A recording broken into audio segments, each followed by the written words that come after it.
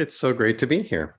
Thanks so much, Josh. And I want to add my thanks to both to the IGS board for sponsoring today's practice, and especially express deep appreciation to the outgoing board members we're honoring: Dan Lieben, Dan Scharf, Steve Targum, and Ann Greenstein, each of whom I count as a friend, and without whom, frankly, neither I nor any of us might be here. We all owe them a deep debt of gratitude, and it's very special to share this today. Of course, it might seem like an inauspicious day to do something like this, the 9th of Av, which is, as Josh mentioned, the low point in the Jewish year. If we were to visualize the spiritual arc of the Jewish year, starting back on the 17th of Tammuz, maybe even further back than that, if we think about it as a kind of spiritual roller coaster, we have been plummeting downhill. And on the 9th of Av today, over the last 9 days, that descent has accelerated, and we are at the bottom of that descent on the 9th of Av, which, of course, as you may know, commemorates many, many catastrophes in Jewish history, recent and ancient, all the way back to the tradition which describes this, which says that today is the day that Moses shattered the tablets after coming down from Mount Sinai and witnessing the Israelites building the golden calf. So it's a downer of a day, the 9th of Av, with its practices of fasting and reflection, et cetera. And as Josh says, it will eventually lead, and just a quick shout out for our Shofar project, which is coming up, as described by Alan Liu in his book, This Is Real and You're Completely Unprepared. From here on in, we're in for an ascent, a slow, gradual, but steady ascent, spiritual ascent that will take us into the fall. So today, what I'd like to do for our practice is actually lift up what might be a little known tradition that's associated with the 9th of Av, which is that this is the day on which the Messiah is born, Mashiach is born. I just find that an incredibly moving, powerful, and relevant teaching for us, as obscure as it may be, in part because we don't really have to do a lot of stretching right now to access grief and despair, given all the challenges that we're facing in the world, among our people, with the state of democracy here and in Israel and around the world, with Ukraine, and not to mention, last and certainly not least, climate crisis and unprecedented heat. It is easy for us these days to experience and tap into despair and grief on all those fronts. And yet, there's more, as they say. So I invite us all just to start by taking a moment to ground ourselves in this day, remind ourselves where we are, and whether you are somebody who engages in the traditional practices relating to fasting or not. It is a day of surrendering and stripping away the externalities so that we can access more deeply, more readily, and more clearly our inner life. And we can all do that, whether you're fasting or not fasting, whether you're abstaining or not abstaining. Right now, we're letting go of those externalities, letting go of our titles, our egos, our positions, and just coming face to face, as it were, with our own souls. And let's just receive a few deep breaths into the belly, filling the lungs, letting the lungs fill to their capacity, whatever the capacity is, and letting the belly expand and resetting ourselves, landing, as we like to say.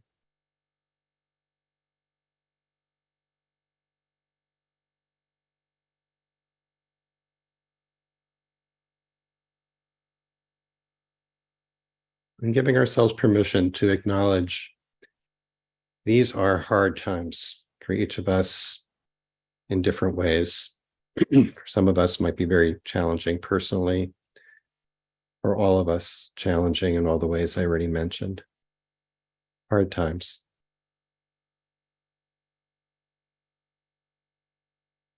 And we're in it together.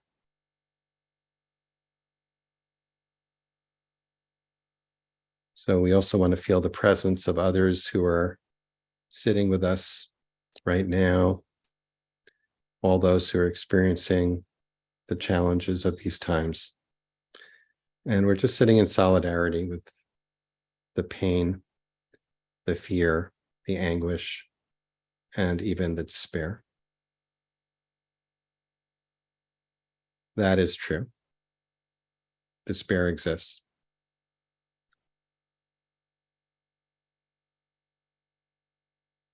And I invite you to, if you'd like, throughout this sit, to, if your eyes are closed, to just stay with that. You can just listen to the sound of my voice. I'm going to share some sources, but I'll read them aloud so you don't need to read along. I'm going to share my screen.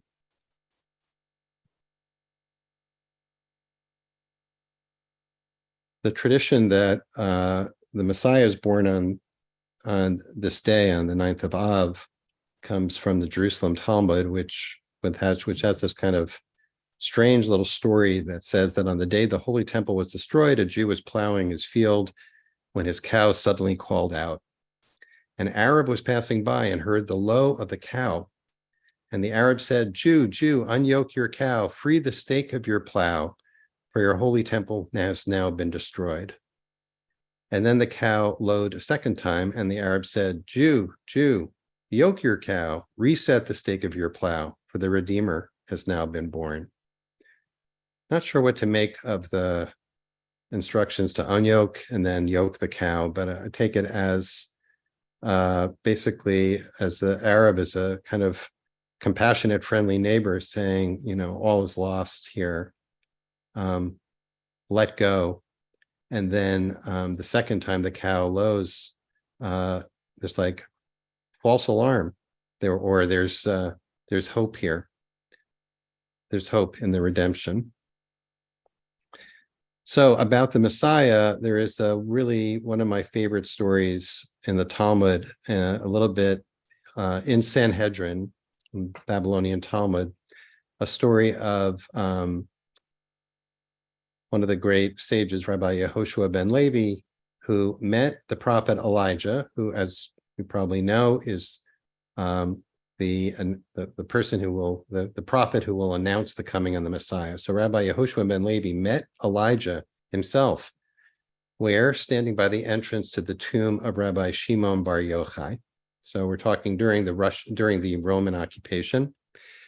And Rabbi Yehoshua ben Levi asked Elijah what you would expect him to ask. Well, when is the Messiah coming? And Elijah said, go ask him yourself. Yehoshua ben Levi says, well, where is he sitting?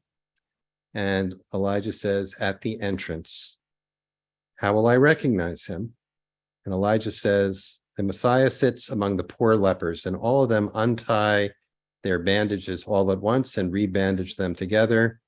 But the Messiah unties and rebandages each wound separately before treating the next, because he thinks I might need to show up as the Messiah at any moment, so I must not be delayed through having to bandage a number of sores. So I just bandage them one at a time, so I'm ready to go whenever I'm called. So Yehoshua ben Levi goes up to the Messiah and says, Shalom Alecha, peace be upon you. And the Messiah responds, Shalom Alecha, ben Levi. And then Yehoshua ben Levi says, okay, Mashiach, when are you coming? And the answer is a great Jewish mindfulness answer, Hayom, today. So Elijah goes back, Yehoshua ben Levi goes back to Elijah and says, and Elijah says, well, what did the Messiah say to you? And Yehoshua ben Levi says, he lied. He said he would come today. but he hasn't. And Elijah says, oh, you didn't really understand what he was saying.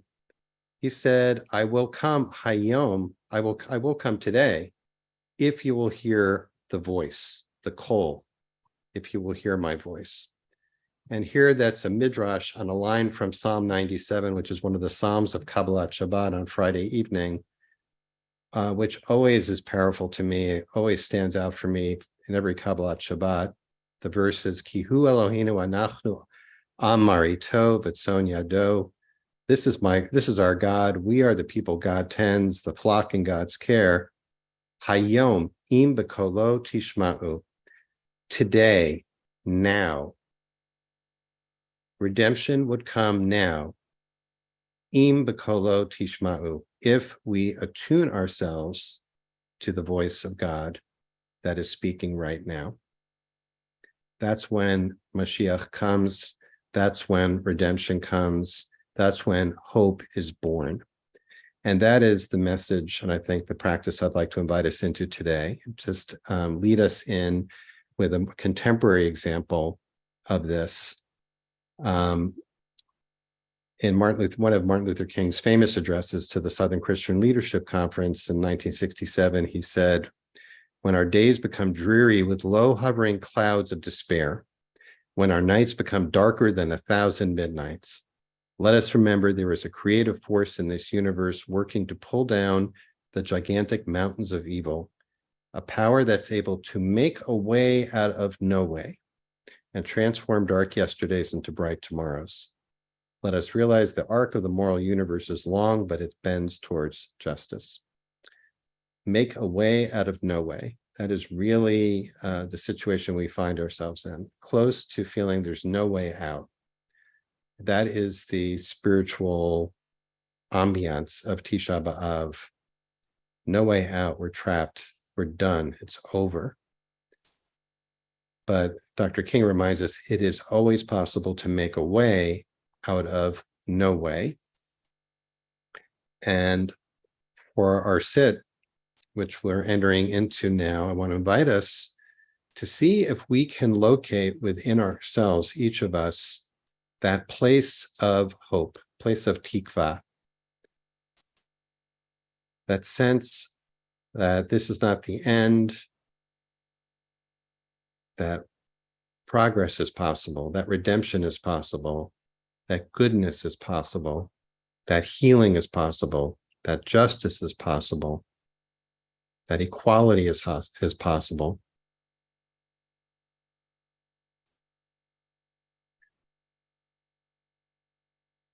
And so as we sit for the next 9-10 minutes or so in silence, I want to invite you to see where you can locate hope, which the poet Emily Dickinson describes as the thing with feathers that perches in the soul. Where is the bird of hope perching in your soul, in your body right now? And if it's helpful to put a hand over your heart space to kind of nurture it or invite it to emerge from its nest. Let's sit and see if we can notice, amplify, cultivate tikva, the hope that is born in the midst of despair on the 9th of Av.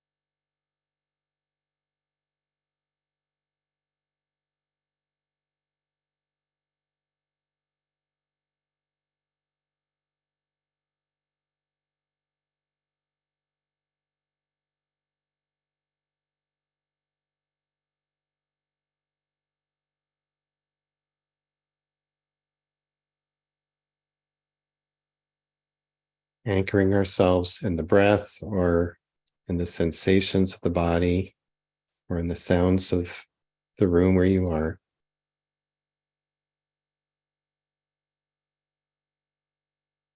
Can we be mindful, conscious of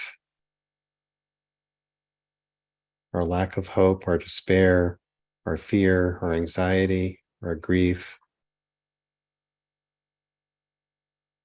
And can that grief or despair lead us to notice the presence of hope as well? Can we hew out of the mountain of despair a stone of hope, as Dr. King described it?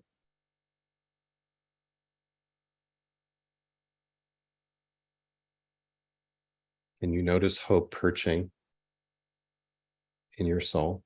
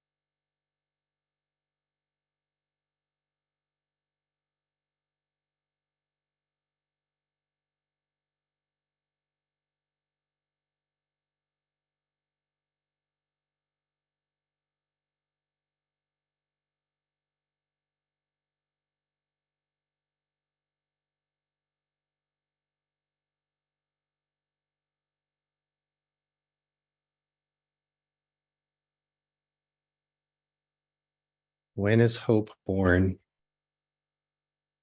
Hope is born hayom, today. Im b'kolo tishma'u. If we can listen deeply, if we can attune ourselves to the kol, to the sound, to the voice that resonates in every moment. And that voice is the voice of hope. So if your eyes have been closed, I invite you to gently allow them to open. And if you've just drawn your awareness inward, I invite you to be aware of the group that's gathered, and close with the full poem by Emily Dickinson, which I'll share. Hope is the thing with feathers that perches in the soul and sings the tune without the words. and never stops at all. And sweetest in the gale is heard. And sore must be the storm that could have bashed the little bird that kept so many warm. I've heard it in the chillest land and on the strangest sea, yet never in extremity it asked a crumb of me. So may we be blessed in the midst of fear and despair, anxiety, with the blessing of the gift of hope. Over to you, Josh. Thank you, Mark. We're going to have time for Q&A and sharing your experience with the practice, and I hope you'll stick around for that in just a moment. If you need to leave us, Seitchem Shalom, farewell. Hope you can join us again tomorrow, same time, same channel. But right now we're also going to give a chance for those who are saying Kaddish to do so. We'll put the text of the Kaddish on the screen and invite you to, in the chat, share the names of anybody that you are holding in heart or mind as you're saying Kaddish today. And also invite you to unmute yourself if you like, and you can join me in reciting the morning's Kaddish. Dal v'yitkadash b'nei Rabbi Alma divrach Yishay Yamlichei V'chayechon v'yomechon v'chayei b'chol Beit Yisrael ba'agala u'b'zman kariv v'imru amen. Hey Hey, Shnei Rabban Barach, Amen. Amaya. Yitbarach v'yishtabach v'yipa'ar v'yit'olam v'yinaseh v'yithadar v'yit'aleh v'yit'halal shmei v'yishah ha'ela min kol birchata v'shirata v'shbechata v'nechamata da'amiran v'yoma v'yomru amen. Yehei shlama rabba min shmaya v'chaim aleinu v'al kol Yisrael amen. Oseh shalom v'ramam, hu ya'aseh shalom, aleinu v'al kol Yisrael, v'al yoshvei tevel, amen. Good idea.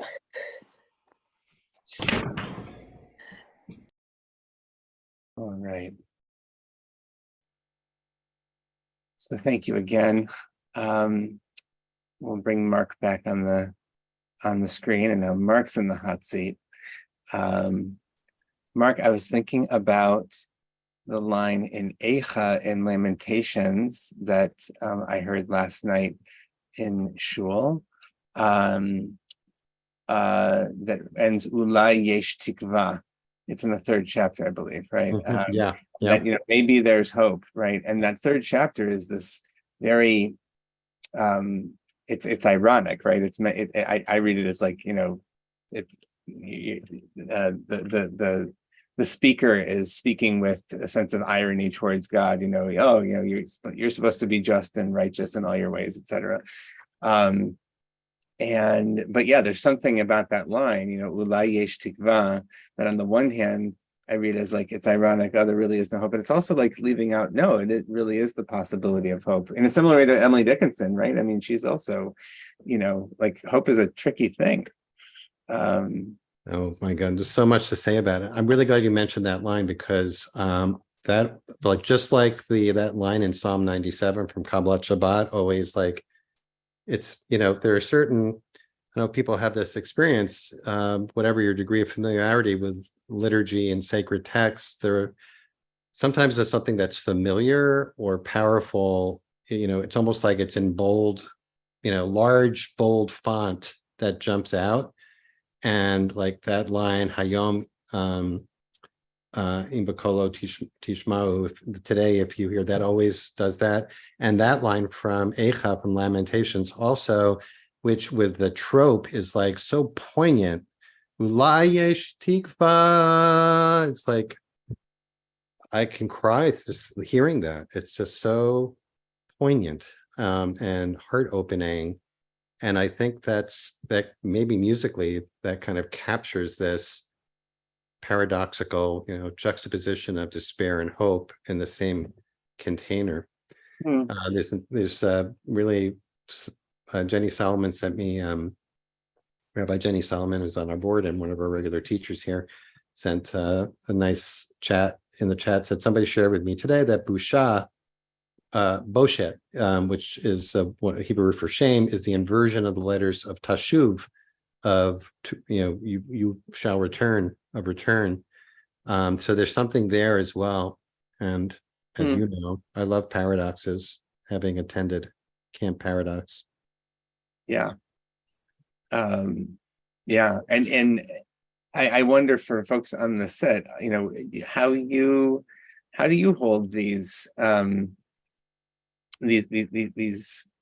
competing realities, not competing, they're just present. They're both realities of, on the one hand, brokenness and real sense of despair, and on the other, the possibility of hope and the movements towards tshuva. I mean, this is something I read about also, is, like you said, Mark, is that, here on the lowest day of the calendar is also when the tradition says this is when the Mashiach is born, right? And so there's something really about, you have to hit this rock bottom in order, it's Yerida L'Tzorech Aliyah, it's going down into the descent in order then to hopefully arise. So and I'm curious for others how, you find in your practice, in this practice or otherwise, how are you able to hold both of these? Eileen appreciated your set, and Deborah asked, how do you make this day better? Which is a really good question. Yeah.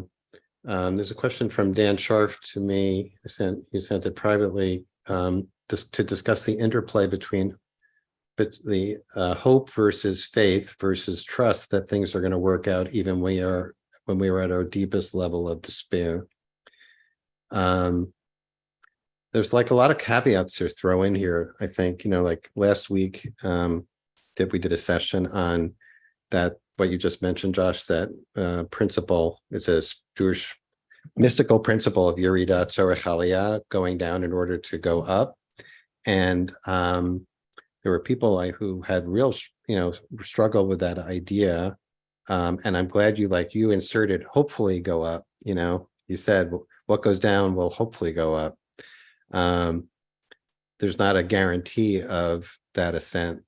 And certainly it's easy to get stuck and lost in despair. And sometimes, so my sense about it is not that it's all going to work, that hope means it will all work out.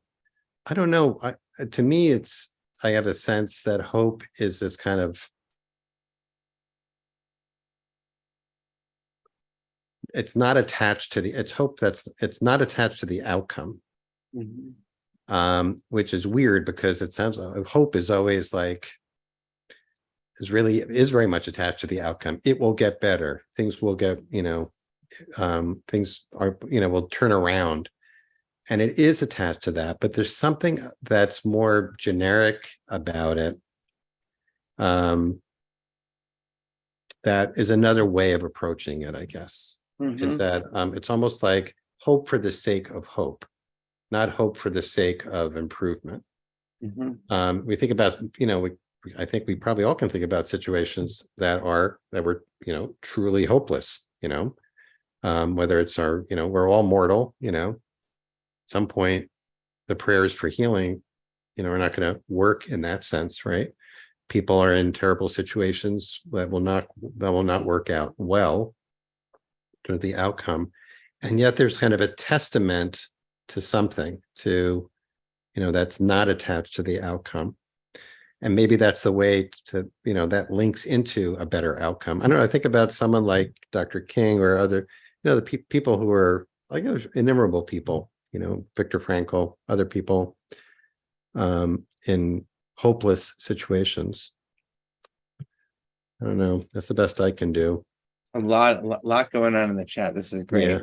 Encourage everybody to save the chat, or I guess it saves automatically now, right?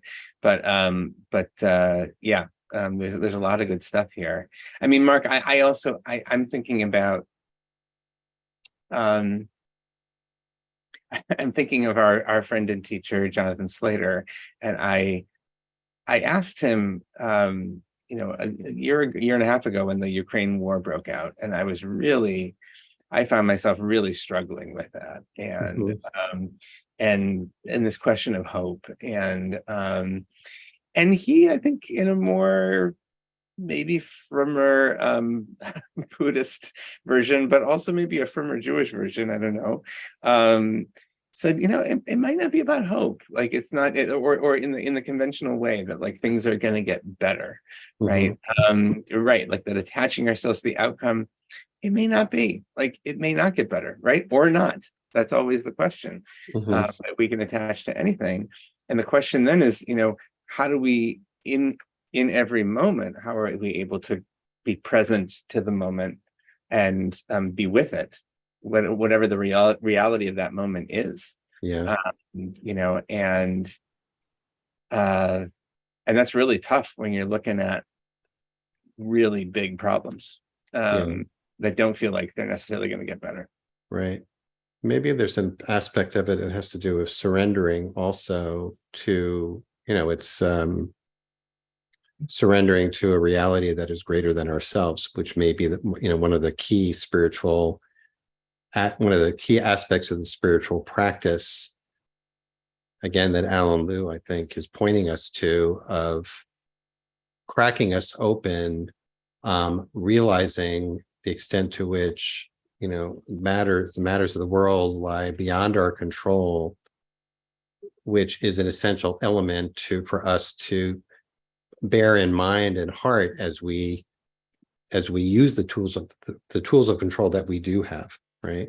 And maybe that's what is, this Mashiach being born on Tisha B'Av is about a little bit, the birth of that sense of hope. The other part of it is that there's this teaching from Rabbi Nachman, who allegedly taught Ein Yeush Ba'alam Klal, there's no despair in the world. It's forbidden to despair, which is a bit rich coming from somebody who's understood to be manic depressive. So I would prefer to think that it's not that despair, there is no despair, there is despair. This is a day for touching despair, but not getting swallowed up by it. And if we can modulate the extent to which we're able to acknowledge that despair is real and that we can get to the edge of hopelessness, that there's something there that energizes and turns things around. It's kind of an alchemy that turns despair into hope in a way. Maybe that's it's the equivalent of someone wrote, bottoming out. Something kicks in spiritually. Maybe at least, but as we like to say, everyone has to test it out in their own experience, right? Don't take it from us. It's interesting that you bring in the term Yeush, right, as despair, because my mind goes to two places with that. One is that Yeush, it has a halachic connotation of like when you make something ownerless, or not make something ownerless, you lost an object and you despair of ever defining it again. And so it becomes ownerless. So if you can assume that someone lost it and they know they're not going to find it again, you can take it, right? And so there is a holding on. As long as you're still holding on to something, you haven't experienced Yeush, you haven't fully given up. And maybe we actually have to go through that, is we actually do have to like give up in that way. The other would be like, and I don't know if any Hasidic master actually makes this reading, somebody must, but when I think of the letters of Yeush, Yud, Aleph, Vav, Shin, you have Aish, which is fire, which is this term, and then you have Yud and Vav, which are two of the two of the letters of the divine name. And there's something there about putting together the fire that we go through in this day, right? That's the liturgy is suffused with. That maybe we have to go through that to really let go, to then do the work, that to emerge on the other side with the possibility of tshuva, which is the last line of Eicha, Hashivenu Adonai Elecha v'nashuva chadesh yameinu kikedem, that we hope and pray for returning ourselves and God to one another and renewing our days. Mhm. Anyway, that's my little riff. That's a good, I love that drash. It's a good drash. I mean, we all like, and pretty relatable, as they say, we are definitely going through the fire A lot of fire. in every dimension. Yeah. Yeah. Boy, there Thank is a you lot of good everybody for stuff. this lot of comments. Yeah, there's a lot of stuff here. Really good people talking to one another. And Julie just reminds us, I mean, you're welcome, Julie. And again, thank you to our board members that this set was dedicated to today. Mm, And just yeah. so many good reflections coming up here. So thank you, everybody. Yeah. I do want to respond to Ricky Lippitz's question, which is, I think, a really good one. And I'll admit that I'm like, I'm just working this through myself, trying to make sense of this. Ricky wrote, "His hope, the necessary first step of action. Without it, despair paralyzes us." And I guess that's kind of how I'm understanding, how I'm thinking I'm using hope today. Is it's not let's get going. It's a prerequisite to action, and that we are moving, and now we will be moving in a direction of reassuming, the levers of control the best we can, with a new awareness of something that we would not have had otherwise. And this is built into the cycle of Jewish life, exile and return, and the ups and downs, the ebbs and flows of Jewish history. That's how we derive from these spiritual principles from our own collective experience. And this is what we know to be true, or has been up till now, at least. I'm thinking of a t-shirt that I've seen advertised on my Facebook feed, so much so that I actually clicked on it. Thought about getting it. It's pulled out. No, it says, "Relax, nothing is under control." Oh, that's Right. That's perfect. That's Perfect. it. That's it. I'm going to go look it up right now. Right. All right. I can order it on Etsy along with my pause banner. Right. That's right. And if you want one of the paintings that behind Marc's shoulder, you can email Marc about where to find those. Everyone thinks it's an Inuit piece of art, but it says Tanglewood in Hebrew by Mordechai Rosenstein. Okay.